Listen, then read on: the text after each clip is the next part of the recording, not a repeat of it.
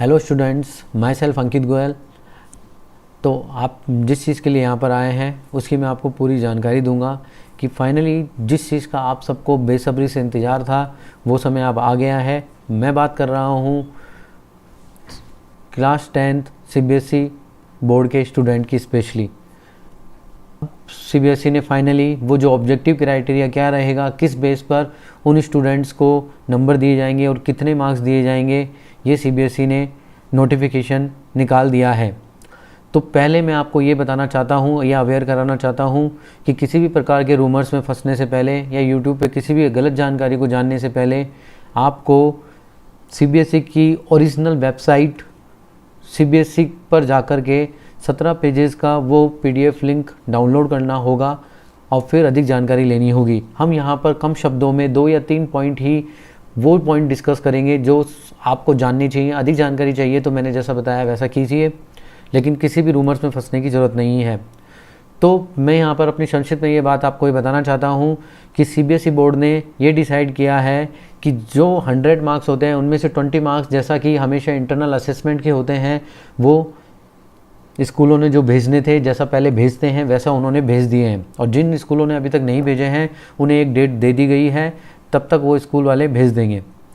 ठीक है, अब बात आती है कि 80 मार्क्स। सर 80 मार्क्स का क्राइटेरिया कैसे डिसाइड होगा? तो 80 मार्क्स के लिए CBSE बोर्ड ने बोला है कि ये चीज़ डिपेंड करेगी स्कूल के ऊपर। स्कूल के ऊपर वो चीज़ छोड़ दी कि आपको 80 मार्क्स देने हैं। तो कई बच्चों को सवाल आ रहा होगा कि ऐसे तो सर हमारे साथ फेयर नहीं होगा, तो हमारे तो किसी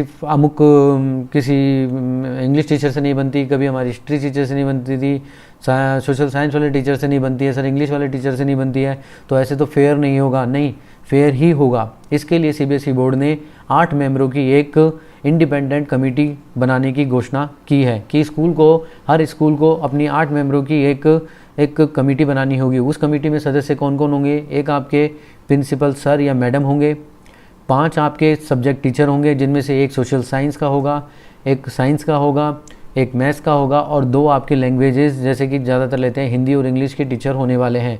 ये हो गए 5 सब्जेक्ट टीचर प्लस एक प्रिंसिपल सर और मैडम, 6 टीचर हो गए। बच्चे 2 मेंबर आपके स्कूल वाले, आपके कोई भी पड़ोसी स्कूल होगा उसमें से 2 टीचर को यहाँ पर मीटिंग का हिस्सा बनाएंगे ताकि सब चीज़ें फेयर हो सके और क्रिस्टल क्लियर हो सके। ठीक है, पूरी चीज़ें ट्रांसपेरेंट रखी जाए। इसके लिए CBSE बोर्ड ने ये कहा है कि जिस भी तरीके से आप बच्चों का असेसमेंट करोगे या जिस भी तरीके से मार्क्स दोगे उसका आपको पूरा रिकॉर्ड आपको संभाल के रखना होगा, क्योंकि CBSE कभी भी आपसे उस रिकॉर्ड को मांग सकती है डाउट होने पर। पहली बात तो ये। दूसरी बात ये है कि सर ये असेसमेंट स्कूल करेगी कैसे? सर ये असेसमेंट स्कूल करेगी कैसे 80 मार्क्स का? तो आपकी जो पूरे 1 साल की जो परफॉर्मेंस रही है, जो आपने 1 साल के अंदर जो भी आपने मिड टर्म दिए हैं, जो आपने यूनिट टेस्ट दिए हैं, जो आपने हाफ ईयरली एग्ज़ाम दिए या जो भी आपने प्री बोर्ड के एग्ज़ाम दिए हैं, उन सब के बेसिस पर आपका असेसमेंट होने वाला है। ओके, तो ये तो बात हो गई, मतलब जो कुछ भी आपने पिछले साल किया है उसके बेसिस पर आपको मिलने वाला है नंबर मार्क्स। तो इसका भी कोई क्राइटेरिया बताया है क्या? हाँ, CBSE ने इसका भी एक मार्क्स फिक्स किए हैं कि जो आपके यूनिट टेस्ट होते हैं उसके 10 मार्क्स फिक्स किए हैं। जो आपके मिड टर्म या हाफ ईयरली एग्ज़ाम होते हैं उसके लिए उन्होंने 30 मार्क्स फिक्स किए हैं, और जो आपके प्री बोर्ड जो स्कूल लेता है उनके लिए उन्होंने 40 मार्क्स फिक्स किए हैं। ठीक है,